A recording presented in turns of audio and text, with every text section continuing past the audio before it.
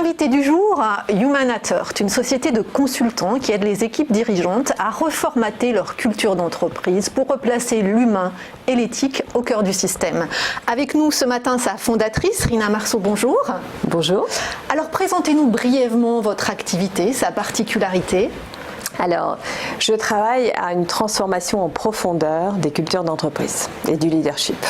Un travail intense. Intense et qui permet de les préparer aux défis auxquels ils sont confrontés. Ça peut être des défis économiques, des défis de marché, mais ça peut être aussi des défis sociétaux parce qu'on est quand même dans une société qui évolue fortement. Les consommateurs sont exigeants, demandent de plus en plus, posent de plus en plus de questions, interpellent de plus en plus les directions générales. Et il faut que la culture d'entreprise puisse être prête à relever ces défis. Et qu'est-ce qui vous a amené finalement à créer cette entreprise avec cette activité si particulière et si honorable? Oui, merci. Alors je suis déjà dans ce métier depuis une vingtaine d'années. En réalité, je viens au départ d'un cabinet conseil qui était spécialisé en organisation.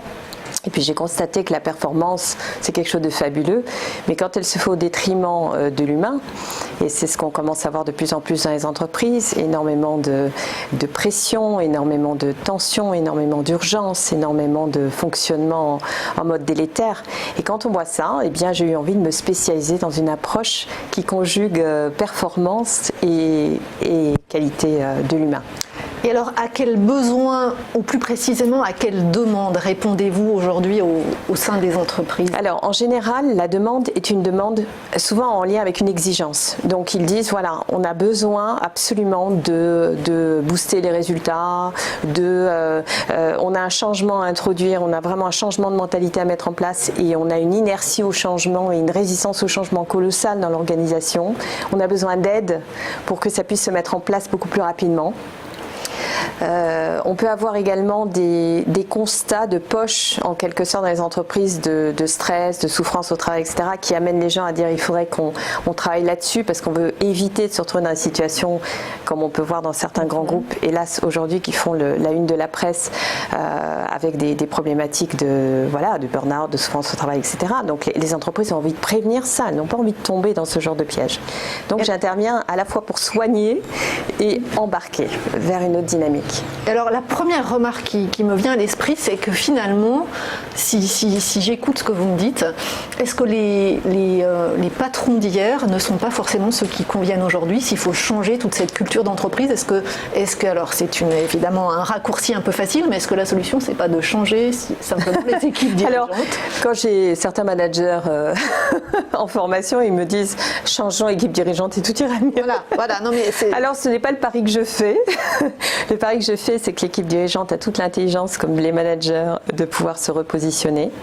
Par contre, ce qu'il lui faut, c'est un regard à la fois bienveillant et sans complaisance, capable de nommer les angles morts. Vous savez, dans une voiture, vous ne voyez pas tout. Il y a une partie que vous ne voyez pas et qui pourtant peut être très très dangereuse et très délétère.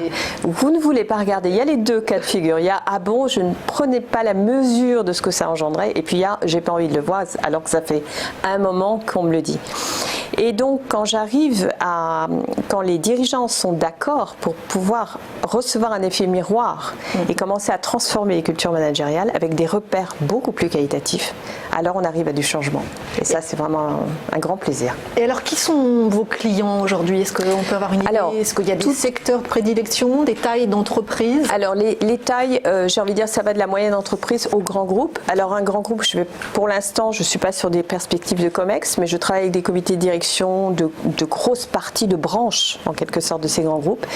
Et je travaille avec des personnes qui ont quand même une fibre humaniste, c'est-à-dire qui souhaitent cartonner, si je peux utiliser ce terme un peu familier, c'est-à-dire réussir, avoir de très très hautes performances, mais sur des bases où les équipes sont bien,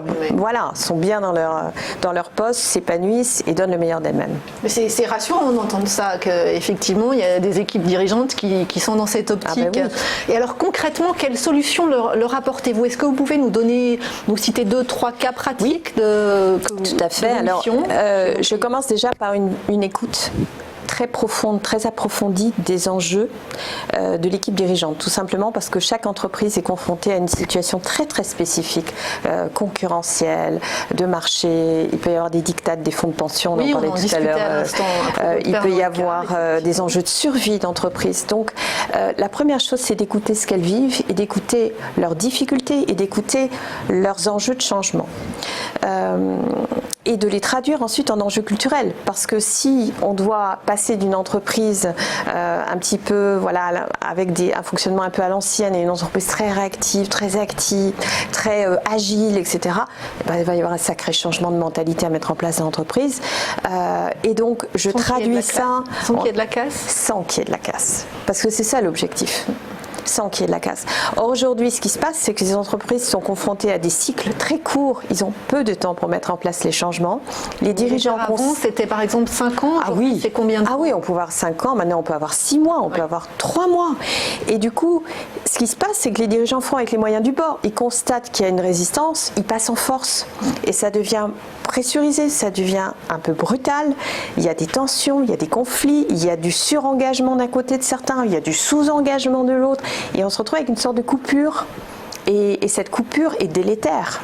Parce que plus il y aura coupure, et moins ce sera facile d'embarquer les équipes. Et vous arrivez à apaiser tout ça ? Je travaille ça, c'est-à-dire je travaille ce qui se joue, c'est-à-dire je prends la température. Ce qui est important, c'est que je vais ensuite interviewer un peu toutes les strates de l'organisation et je vais aller étudier ce que les gens vivent très, très en profondeur, de manière à voir ce qui fait qu'il y a un fossé aujourd'hui entre la direction et les équipes. Qu'est-ce qui se joue et comment on peut rétablir le pont. Et combien de temps durent vos missions moyennes ? En général, 2 à 3 ans. Donc il y a vraiment une étape de radiographie, un peu comme un scan.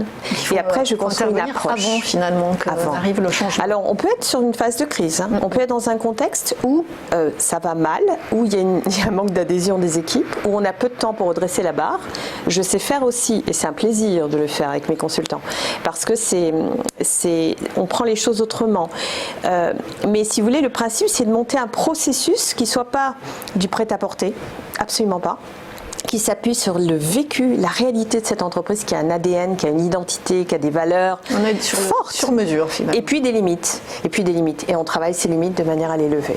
Et le résultat est quantifiable ensuite ? Alors, il est même hors champ qu'il ne soit pas quantifiable. Je ne peux pas arriver avec une telle promesse sans que les changements soient mesurables. Donc, en effet, ce que nous faisons, quand nous formons une masse critique, parce que ça, c'est la condition pour qu'il y ait du changement, c'est former rapidement une masse critique de managers. Si les entreprises demandent 1 groupe ou 2 groupes par an, rien ne changera. Et donc, je ne prends pas ce genre de mission. Je prends des missions dans lesquelles on a quelques mois devant nous et où on embarque l'intégralité des managers et des collaborateurs dans une certaine dynamique. Et là, je mesure. C'est-à-dire, nous mesurons déjà individuellement tous les progrès constatés. Quand je dis les progrès, ça veut dire on prend un manager, on l'interviewe, on regarde toutes les problématiques qu'il rencontre 360 degrés et on mesure au fur et à mesure de l'approche qu'il a bougé et que les choses ont été traitées, résolues. Donc on va suivre, il avait 10 conflits, il en est où ? Vous allez suivre tout. Est-ce qu'il en a ? Voilà. Et après, on fait des statistiques sur la base de ces changements individuels.